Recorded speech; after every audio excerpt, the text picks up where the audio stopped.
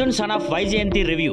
కథ: అర్జున్ ఒక ఐపీఎస్ ఆశావాహుడు. అతనికి తల్లి విజయశాంతి. ఒక సీరియస్ పోలీస్ ఆఫీసర్. ఐపీఎస్ పరీక్షలో టాప్ స్కోర్ చేసినా కూడా అర్జున్ ఊహించని విధంగా ఒక గ్యాంగ్స్టర్ మార్గాన్ని ఎంచుకుంటాడు. దీనివల్ల తల్లి విజయశాంతి అతనికి దూరంగా ఉంటుంది. అర్జున్ ఇలా ఎందుకు మారాడు? తల్లి కొడుకుల మధ్య బంధం ఎలా తిరిగి ఏర్పడింది? పఠాన్ అనే విలన్ విజయశాంతిపై ఎందుకు ప్రతీకారం తీసుకోవాలనుకుంటున్నాడు అనేదే కథ. నటీనటుల విషయానికి వస్తే కళ్యాణ్ రామ్ గ్యాంగ్స్టర్ గా బాగానే నటించాడు. యాక్షన్ సీన్స్, భావోద్వేగ సన్నివేశాల్లో తన శైలిలో చేశాడు. విజయశాంతి నిజాయితీ గల పోలీస్ ఆఫీసర్ పాత్రలో నేచురల్ గా చేశారు. సాయి ముంజ్రేకర్ పాత్రకు అంత ప్రాధాన్యం లేదు. పృథ్వీ మంచి పాత్రలో కనిపించాడు. సోహైల్ ఖాన్ ఒక పవర్ఫుల్ విలన్ లా ప్రారంభమే, చివర్లో మాత్రమే మళ్ళీ కనిపిస్తాడు. పాత్ర సాధారణంగా ఉంటుంది. టెక్నికల్ అంశాలు: కథ కొత్తగా అనిపించదు. బ్యాక్గ్రౌండ్ స్కోర్ కొన్ని చోట్ల బాగుంది. సాంగ్స్ అస్సలు గుర్తుండే విధంగా లేవు. స్క్రీన్ ప్లే ఫ్లాట్ గా ఉంటుంది. పాజిటివ్ పాయింట్స్: కళ్యాణ్ రామ్ నటన, క్లైమాక్స్ ట్విస్ట్, కొన్ని చోట్ల బీజిఎం. నెగిటివ్ పాయింట్స్: పాత కథ, సాదా సీదా స్క్రీన్ ప్లే, బలహీనమైన పాటలు. ఇంకా చివరిగా వస్తే అర్జున్ సన్ ఆఫ్ వైజయంతి కథలో కొత్తదనం లేదు. పాత పాట పట్టికలో తీసిన ఒక కమర్షియల్ డ్రామా. ముద్దుగా చెప్పాలంటే ఇదొక రొటీన్ యాక్షన్ సినిమా. చూస్తే చూసేలా ఉంటుంది, కానీ ఏం కొత్తగా మిగిలిపోదు. సాధారణంగా జరిగిపోయే కమర్షియల్ డ్రామా.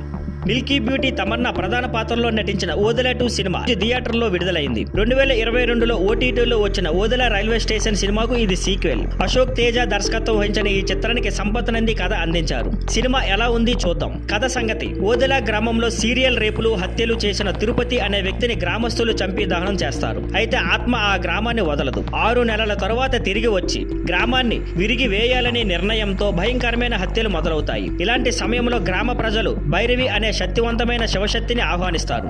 ఆమె ఈ ఆత్మను ఎలా ఎదుర్కొంది? భైరవికి ఈ గ్రామంతో ఉన్న సంబంధం ఏమిటి? తిరుపతి నిజంగా ఎందుకు చనిపోయాడు? ఈ ప్రశ్నలే కథలో ప్రధానంగా సాగుతాయి. పాజిటివ్ పాయింట్లు: వశిష్ఠ పాత్రకు బాగా నప్పాడు. అతని స్క్రీన్ ప్లే ప్రెజెన్స్ మరియు తమన్నాతో సెకండ్ హాఫ్ లో వచ్చే క్లాసులు బాగున్నాయి. తమన్నా భైరవి పాత్రలో నమ్మకంగా నటించింది. ఆమె ఇంటర్వెల్కు ముందు కానీ తర్వాత పెద్దగా ఆమె హావభావాలే కనిపిస్తాయి. క్లైమాక్స్ లో కొన్ని సీన్లు బాగా వర్కౌట్ అయ్యాయి. కొన్ని మర్డర్ సీన్లు, శివుడిని చూపించే సన్నివేశం ఆసక్తిగా ఉన్నాయి. నెగిటివ్ పాయింట్లు: కథ చాలా సాధారణం. గుడ్ వర్సెస్ ఈవెల్ కాన్సెప్ట్ కొత్త కాదు. ఇది ప్రెడిక్టబుల్ గా ఉంది. ఎమోషన్, థ్రిల్, కొత్తదనం లేదు. దర్శకుడు అశోక్ తేజ ప్రయత్నించిన స్క్రీన్ ప్లే స్లోగా సాగుతుంది. సస్పెన్స్ లేకుండా కథ బలహీనంగా అనిపిస్తుంది. తమన్నా పాత్రలోని డివోషనల్ యాంగిల్, డ్రామాటిక్ డెప్త్ అనేవి సరిగ్గా రాలేదు. పాటలు టైం పాస్ గా కథను డీల్ చేస్తాయి. మురళీ శర్మ పాత్ర వాడకంలో లోపం ఉంది. టెక్నికల్ అంశాలు: సంపత్ నంది కథ ఓకే, కానీ దర్శకత్వం బలంగా కనిపించదు. అజనీష్ లోకనాథ్ సంగీతం ఫీల్ ఇచ్చిన క్రూసియల్ సీన్లలో పర్వాలేదు. Camera work okay,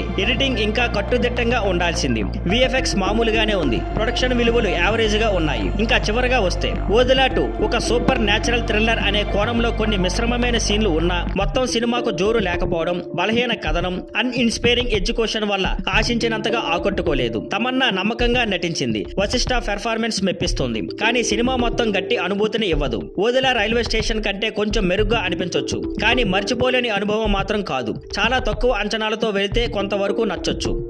thank you for watching. Please like, share and subscribe.